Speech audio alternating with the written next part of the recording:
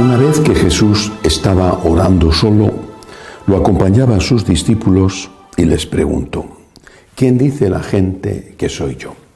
Ellos contestaron: unos que Juan el Bautista, otros que Elías, otros dicen que ha resucitado uno de los antiguos profetas.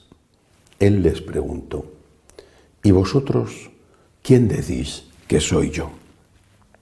Pedro respondió: el Mesías de Dios.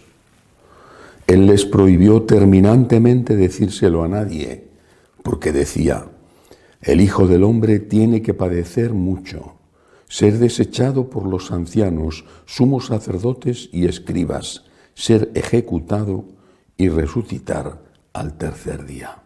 Palabra del Señor. Gloria a ti, Señor Jesús. En este fragmento del Evangelio de San Lucas, ante la respuesta decidida y clara de San Pedro, tú eres el Mesías, solamente el Señor responde que todavía no ha llegado la hora de decírselo a la gente, pero que el Hijo del Hombre va a sufrir mucho precisamente porque es eso. Pero hay otro fragmento de otro de los sinópticos en el cual, tras esta confesión de fe de Pedro, el Señor le dice: yo te digo, tú eres Pedro. Esto no te lo ha revelado nadie de sangre, de carne, sino mi Padre. Y yo te digo, tú eres Pedro, sobre esta piedra edificaré mi iglesia.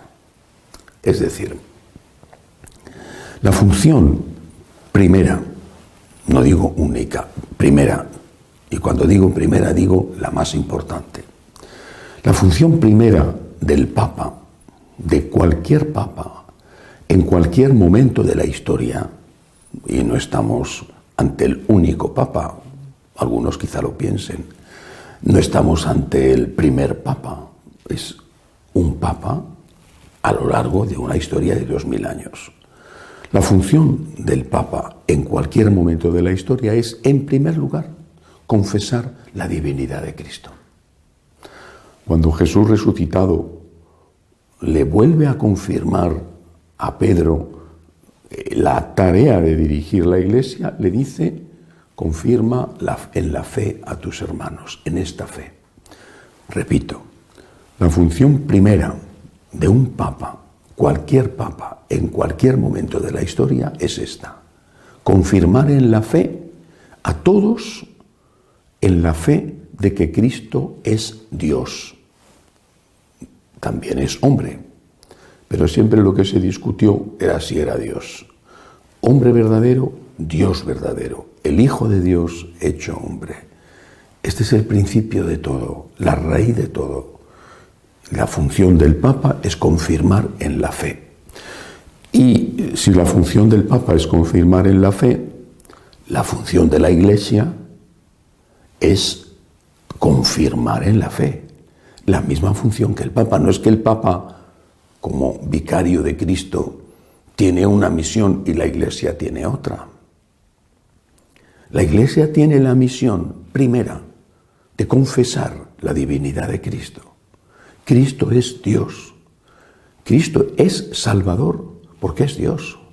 No porque fuera un hombre maravilloso que muere siendo inocente por salvar al pueblo. En la historia de todos los países hay héroes de ese estilo y son salvadores del pueblo, entre comillas y con letra pequeña. Han evitado que esa ciudad cayera en manos de los enemigos o han conseguido la independencia de su país. Bien, héroes. Pero Jesús no es un héroe. Jesús es Dios hecho hombre. Por lo tanto, primera misión del Papa y de la Iglesia: confesar la divinidad de Cristo.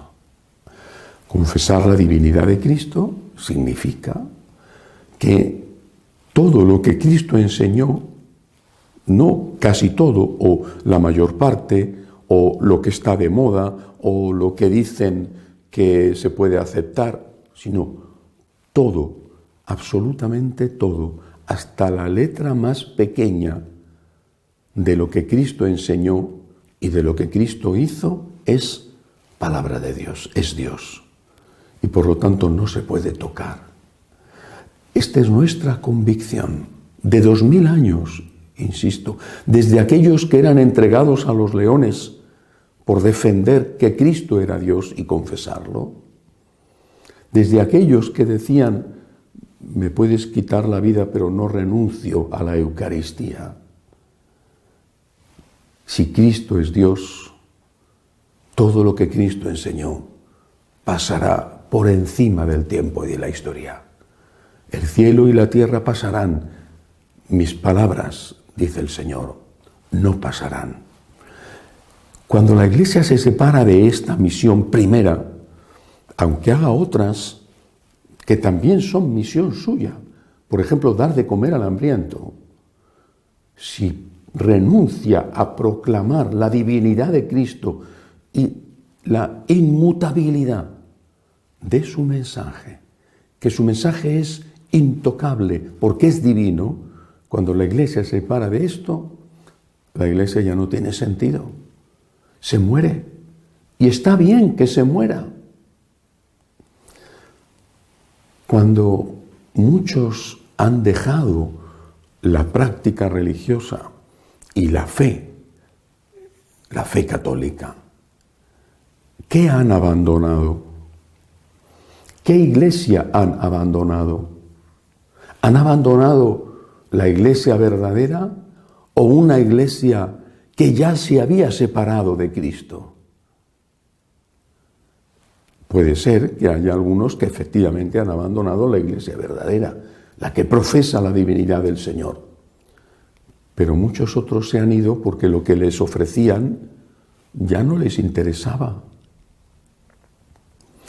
Yo recuerdo cuando era un joven sacerdote que pasé los primeros años de ejercicio de mi sacerdocio en una parroquia en un barrio obrero de Madrid. Allí trabajé muy bien, pero muy bien y muy a gusto, llevándome magníficamente con los feligreses. Alrededor de esta parroquia había varias cuyos curas, cuyos párrocos eran notoriamente comunistas. Era un barrio obrero y era el barrio comunista. Bueno, la gente que era comunista venían a nuestra parroquia a celebrar los funerales, no venían a misa. A misa venían nuestros feligreses. Pero de otras parroquias vecinas venían a celebrar los funerales. ¿Por qué? Y lo decían, es que queremos que en el funeral por mi papá, por mi mamá, por quien fuera, es que queremos que nos hablen de religión, no que nos hagan un mitin del Partido Comunista. Porque para un mitin del Partido Comunista, pues ya nos vamos a la sede del Partido Comunista. Cuando vamos a la iglesia queremos que nos hablen de Dios para oír hablar de política y de lo bueno que es el comunismo y de que esa es la solución del futuro y de que votemos al Partido Comunista, pues para eso pues ya lo sabemos, ya vamos a la sede del partido. Una iglesia que se separa de Dios, que deja de proclamar la divinidad de Cristo, repito, con todas las consecuencias, que es una iglesia que, como el propio Señor dijo, cuando la sal se vuelve insípida, ¿para qué sirve? Para que la tiren fuera, la pisen los hombres.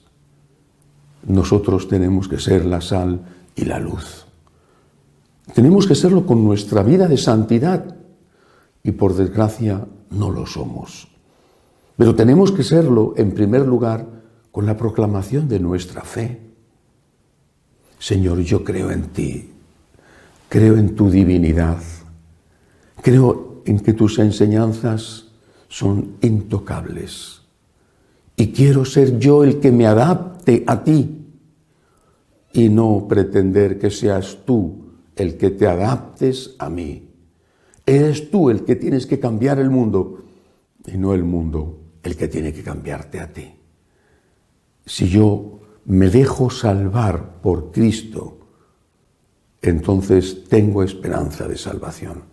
Pero si pretendo seleccionar lo que dice Cristo y escuchar solo lo que me interesa, estoy impidiéndole al Cristo Salvador que me salve. Cristo es Dios. Es lo primero que tenemos que proclamar. Y si a Cristo por proclamar esto le persiguieron, es normal que a nosotros nos persigan también por proclamar esto. Pero después de la cruz hay siempre resurrección. No lo olvidemos.